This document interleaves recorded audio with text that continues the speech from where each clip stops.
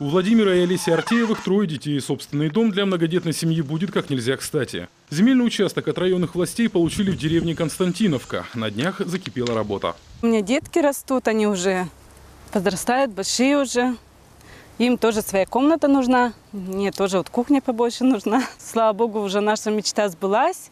Будем строиться. Вот сейчас начали строить.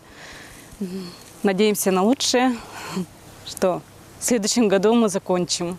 Первым делом разровняли участок, говорит глава семейства. Убрали ветки, разметили территорию будущего строительства. Вырыли котлован, сделали опалубку, связали арматуру. Поднимать дом Артеевы планируют в следующем году. На этот год у нас в планах только залить фундамент, а на следующий год уже поднимать дом. Из дерева, из бруса будем строить.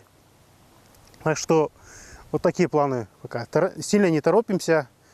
По мере возможности, конечно. В прошлом году льготным категориям граждан предоставили 15 земельных участков общей площадью более 17 тысяч квадратных метров. 6 многодетных семей получили землю в Константиновке, Щелья-Юре, Брыколанске и Мухче. На днях в администрации района распределили еще 13 участков. Сейчас идет работа по оформлению земли в общедолевую собственность. Прорабатываются варианты подключения к электричеству по льготному тарифу.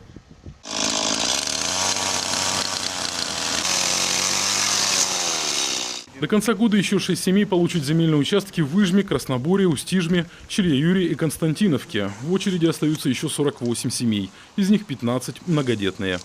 Алексей Корчма, Денис Городилов, телеканал Юрган, Ижемский район.